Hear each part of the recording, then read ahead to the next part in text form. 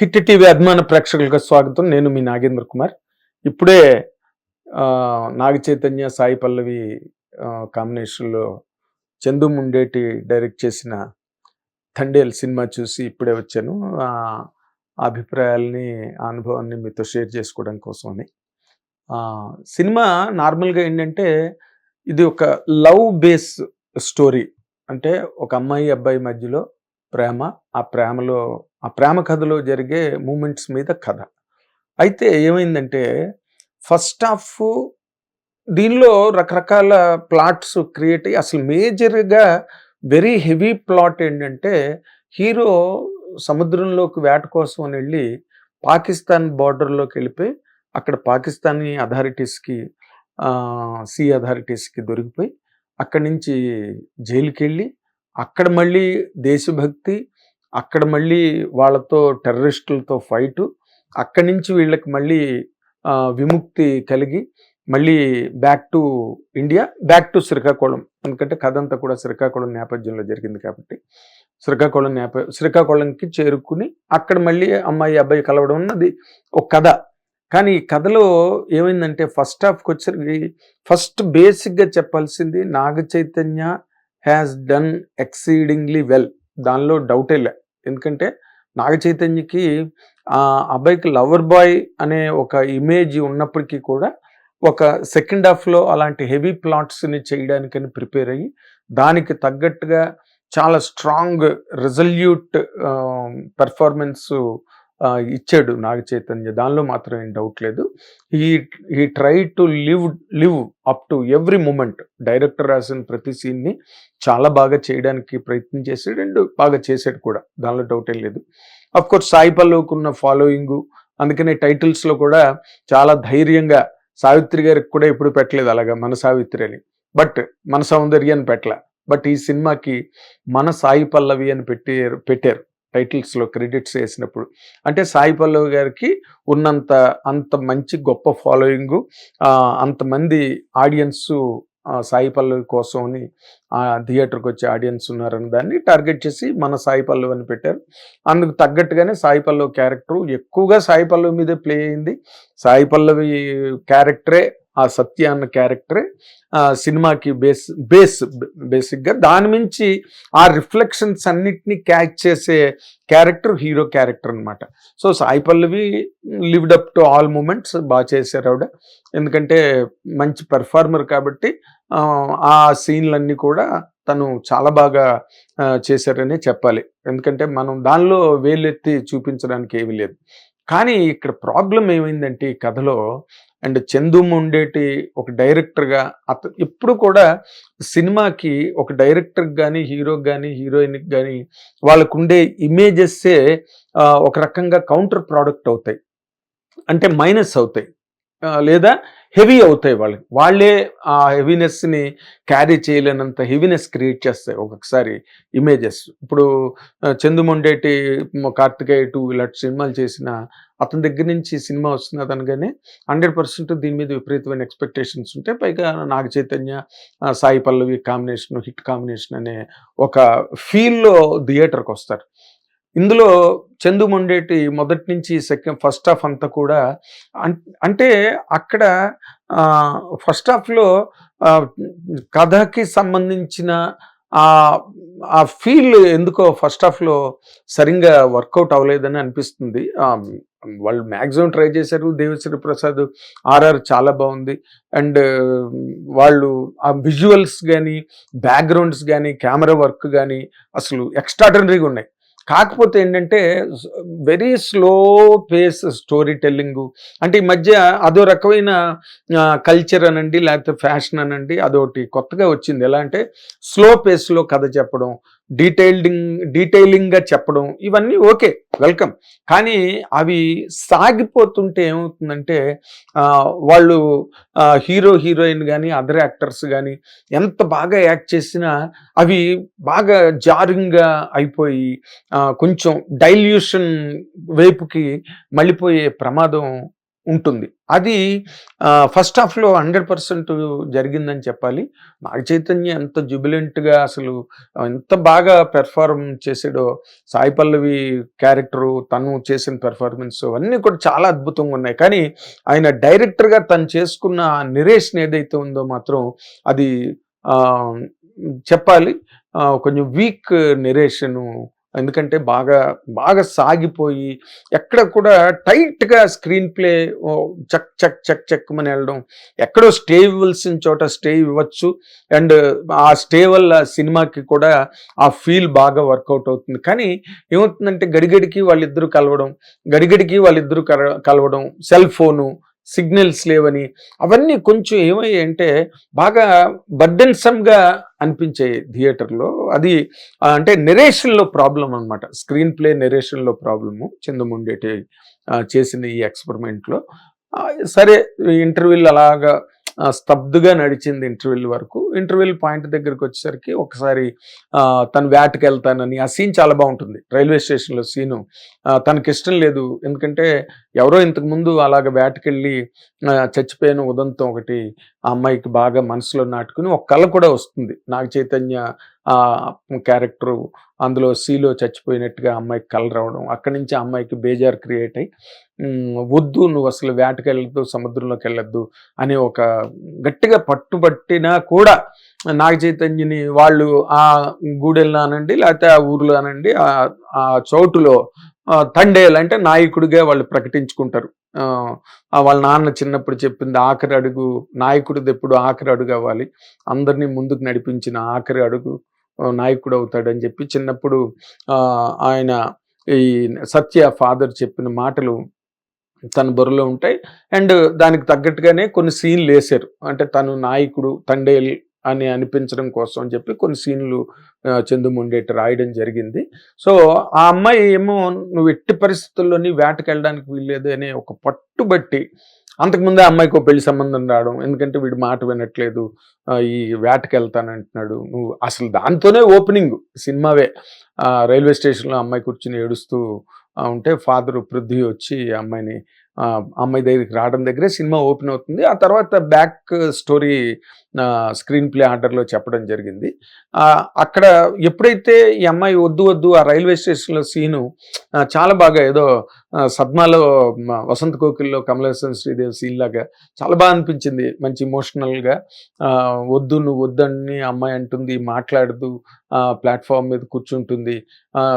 నాగ చైతన్య వెళ్ళి రిక్వెస్ట్ చేసి నేను వెళ్ళి వచ్చేస్తానని చెప్పి తను యాక్ట్ చేసిన విధానం మాత్రం చాలా చాలా బ్రహ్మాండంగా ఉందని చెప్పడానికి ఏమాత్రం డౌట్ లేదు దాని గురించి. అక్కడి నుంచి ట్రైన్ ఎక్కుతాడు. ట్రైన్ ఎక్కి వెళ్తాడు. అందరూ తన టీం అంతా రా రా రా ట్రైన్ కదిలిపోతున్నదంటే ఆ అమ్మాయిని బతిమాలుకుంటూ ట్రైన్ ఎక్కుతాడు. ట్రైన్ ఎక్కిన తర్వాత వాళ్ళు ఇంక అక్కడి నుంచి సీలోకి వెళ్ళడం, సీలో పెద్ద టెంపెస్ట్ రావడం, ఒక తుఫాన్ లాగా వచ్చి ఆ తుఫాన్లో తను మళ్ళీ రక్షించడం, అక్కడంతా హీరోయిజం అని బాగా ఎస్టాబ్లిష్ చేయడానికి ట్రై చేశారు. And Naga Chaitanya look brilliant in those scenes. 100% ఆ వాతావరణం కూడా మనకు కొత్తగా ఉంటుంది కాబట్టి అవన్నీ ఆ విజువల్స్ గట్టా అన్నీ కూడా ఆ సముద్రంలో షిప్స్, ఆ తుఫాన్లోని ఆ ఒడిదుడుకులు, అవన్నీ ఆ అలలు కెరటాలు అవన్నీ కూడా చాలా కొత్తగా ఉన్నాయి ఆ విజువల్స్ అన్నీ కూడా. అయితే అక్కడికి వెళ్ళిన తర్వాత అక్కడి నుంచి కథ మారిపోతుంది. మారిపోయి వాళ్ళేమో పాకిస్తాన్ బోర్డర్‌లోకి వెళ్ళిపోయి, వాళ్ళు పాకిస్తాన్ అఫీషియల్స్ వచ్చి వాళ్ళని తీసుకెళ్ళిపోయి, అక్కడి నుంచి అలాగ లోపలికి అక్కడి నుంచి ఈ క్యారెక్టర్ ఏదైతే సాయి పల్లవి క్యారెక్టర్ సత్య ఏదైతే ఉందో ఆ అమ్మాయిని బాగా డ్రైవ్ చేశారు. ఎందుకంటే అమ్మాయికి ఉన్న ఫాలోయింగ్ అలాంటిది. And women sentiment, ladies sentiment కూడా బాగా వర్కౌట్ అవుతుంది. ఏదో అంటే సత్యవంతుడి కోసం సావిత్రి పడిన పాటలే కదా సతీ సావిత్రి మొత్తం కథ అంతా కూడా. అది బాగా పండింది. ఆ బేస్ ఉన్నది దీంట్లో. ఎందుకంటే హీరోయిన్ వెళ్ళి హీరో కోసం అని చెప్పి ఢిల్లీ వెళ్తుంది, అక్కడ అఫీషియల్స్ని కలుస్తుంది. అండ్ సెంటిమెంట్ కోసం అని చెప్పి అమ్మాయి పెళ్లి కూతురి గెటప్లో మరీ వస్తుంది అక్కడికి. సుష్మా అదే Swaraj concern authority embassy authority డాక్టర్ని కలవడానికి వర్షంలో నిలబడుతుంది. ఆ డైలాగ్ కూడా చెప్పించారు. అమ్మాయి పెళ్లి అలాంటి గెటప్లో వచ్చి ఇలాంటి వర్షంలో నిలబడిందంటే అమ్మాయికి ఎంత అవసరం ఉందో ఏంటో అని చెప్పి అక్కడి నుంచి సీన్ కట్ చేసి ఒక హెల్ప్లెస్నెస్ టోటల్ స్క్రీన్ ప్లేలో సెకండ్ హాఫ్ కూడా ఆ తర్వాత ఆ చిన్న కుర్రాడిని మీద ఆ టెర్రరిస్టులు అటాక్ దాన్ని ఆ అట్రాసిటీ అరాచకం ఏదైతే ఉందో అతని తాలూకా మర్మాంగాన్ని కట్ చేసేయడం అవన్నీ ఎందుకు అవసరం అయ్యాయో కథలో ఐ డెంట్ రియల్లీ అండర్స్టాండ్. ఎందుకంటే కథ ప్లాటింగ్ ఏంటి, అక్కడ ఉన్నారు, అక్కడ మరి వాళ్ళ తాలూకా వికృతమైన చర్యలు చూపించినప్పుడు అంత సీరియస్నెస్ ఉండాలి, అంత సీరియస్నెస్ లేదు సెకండ్ హాఫ్కి వచ్చేసరికి. ఆ గోడ మీదేమో వాళ్ళు పాకిస్తానీ టెర్రరిస్టులు జైల్లో ఉన్న వాళ్ళేమో యూరిన్ పాస్ చేయడం, ఇవన్నీ కొంచెం కృతకంగా ఉన్నాయి. అక్కడ హీరోయిజంని ఎలివేట్ చేసే సీన్లు కూడా స్ట్రాంగ్ సీన్స్ పడకపోవడం, ఆ పడకపోవడంతో ఏమైందంటే తీర్థానికి తీర్థం ప్రసాదానికి ప్రసాదం లాగా ఏ సీన్కి ఆ సీన్ వెళ్ళడం. ఇక్కడ మళ్ళీ కౌంటర్ సీన్స్లో సాయి పల్లవి వెళ్ళి అందరినీ కలవడం రిలీజ్ చేయడం కోసం అని చెప్పి, ఇవన్నీ ఎలాగంటే ఒకదానికొకటి కనెక్ట్ అవ్వట్లే. కథగా మనం అర్థం చేసుకోగలుగుతాం, ఎందుకంటే వాళ్ళు అక్కడ చిక్కుకున్నారు, ఈ అమ్మాయి వెళ్ళి ట్రై చేస్తున్నది ఎందుకంటే in view of the welfare of the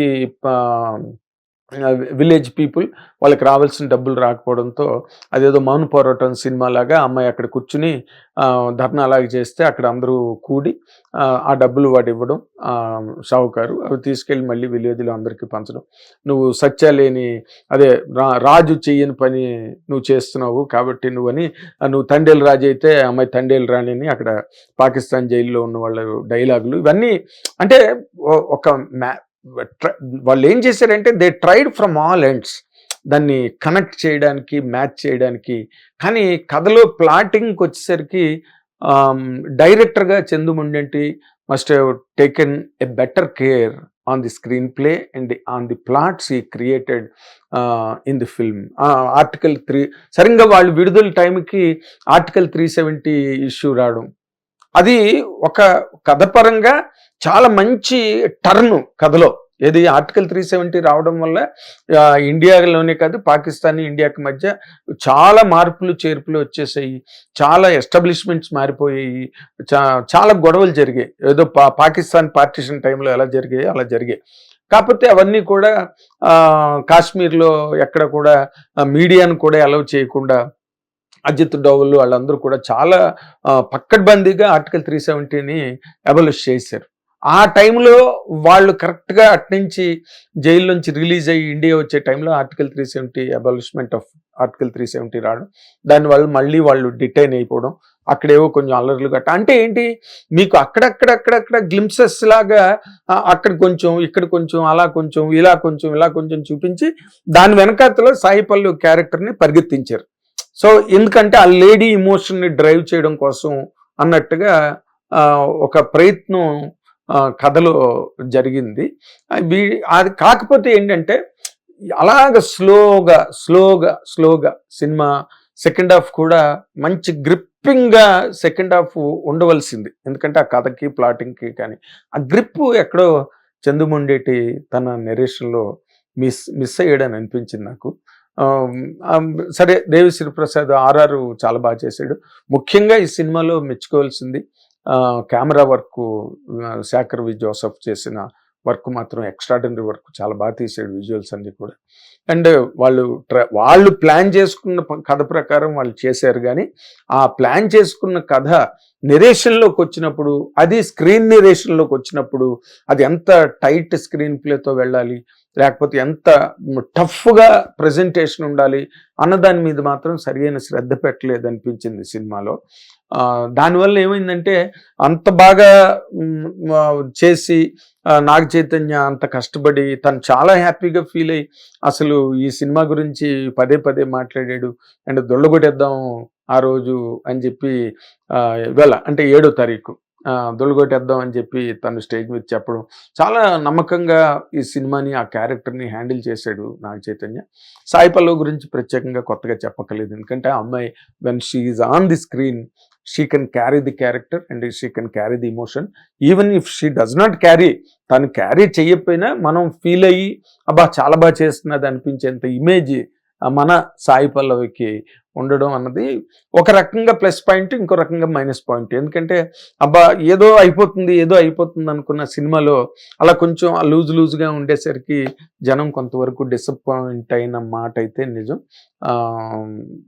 అదే సినిమా కి కావలసిన రిజల్ట్ రావడానికి కావలసిన అవసరమైన కసరత్తు కానీ, లేకపోతే ఆ ఎక్సర్సైజ్ కానీ, ఆ హోంవర్క్ కానీ చందు వైపు నుంచి జరగలేదని చాలామంది భావిస్తున్నారు. అదే చాలామంది మాట్లాడుకుంటూ బయటికి థియేటర్ల నుంచి రావడం జరిగింది.